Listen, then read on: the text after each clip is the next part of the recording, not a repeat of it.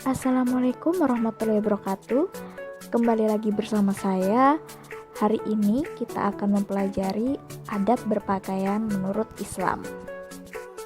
Kata adab, etika, moral, dan akhlak mempunyai pengertian yang hampir sama. Adab memiliki arti norma atau aturan mengenai sopan santun yang didasarkan atas aturan agama, terutama agama Islam. Sedangkan moral memiliki arti tentang baik buruknya perbuatan dan perilaku yang sesuai dengan nilai-nilai moral yang dijunjung tinggi di lingkungannya. Untuk akhlak sendiri diartikan sebagai tingkah laku seseorang yang didorong oleh suatu keinginan secara sadar untuk melakukan suatu perbuatan yang baik. Bagian dari akhlak adalah adab, yang berarti tata krama. Islam mengajarkan untuk berpakaian dan berhias secara baik dan benar berdasarkan syariah Islam. Berpakaian menutup aurat merupakan kewajiban bagi seorang muslim dan muslimah. Kriteria berpakaian yang benar bukan sekedar berdasarkan kepantasan atau mode yang sedang tren.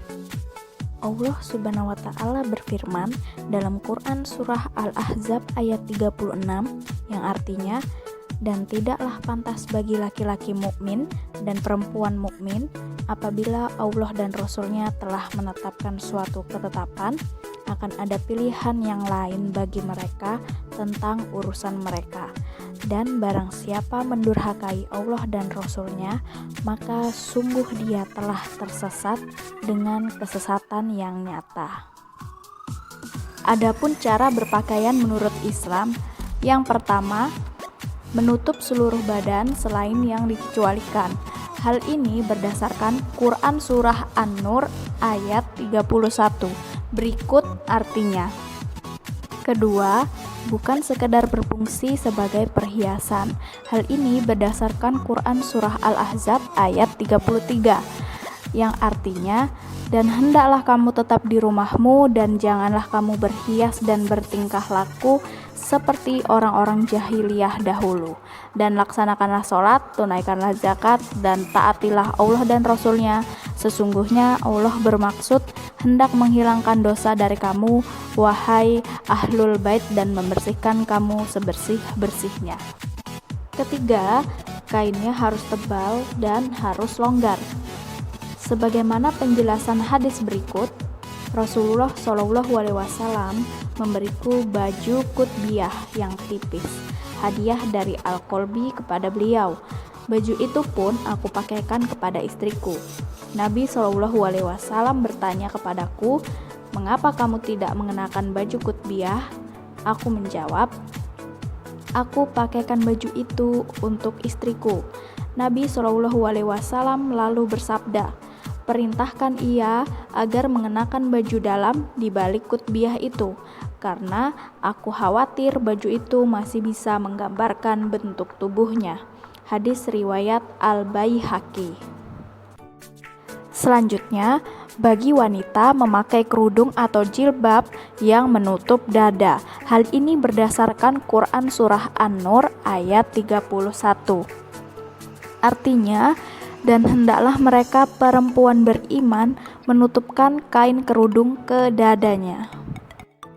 Yang kelima, menutup seluruh tubuh selain muka dan telapak tangan bagi wanita. Hal ini berdasarkan Quran Surah Al-Ahzab ayat 59 yang artinya, wahai Nabi, katakanlah kepada istri-istrimu, anak-anak perempuanmu, dan istri-istri orang mukmin, hendaklah mereka menutupkan jilbabnya ke seluruh tubuh mereka. Yang demikian itu agar mereka lebih mudah untuk dikenali, sehingga mereka tidak diganggu, dan Allah Maha Pengampun, Maha Penyayang.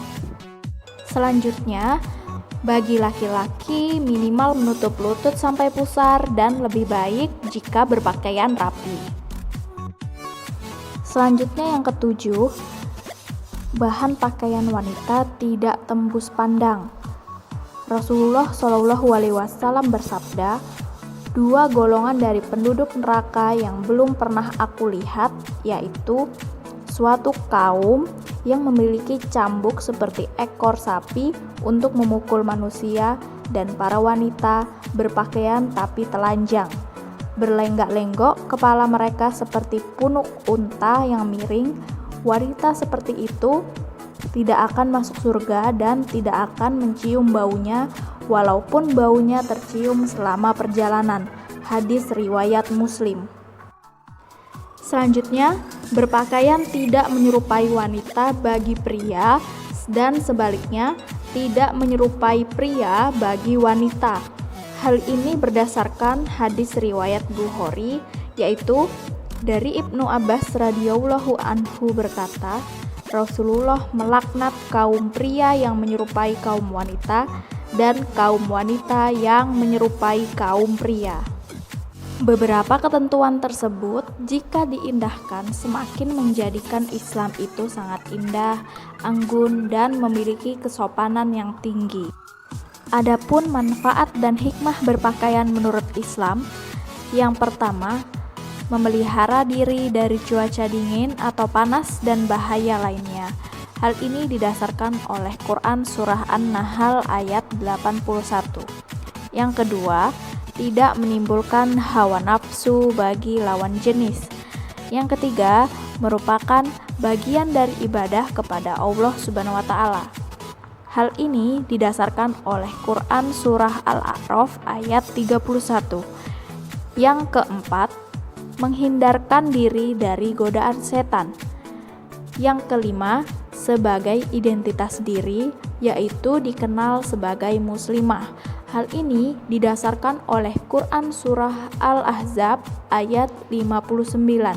Dan yang terakhir, sebagai ikhtiar mendapatkan keridhaan dari Allah Subhanahu wa Ta'ala.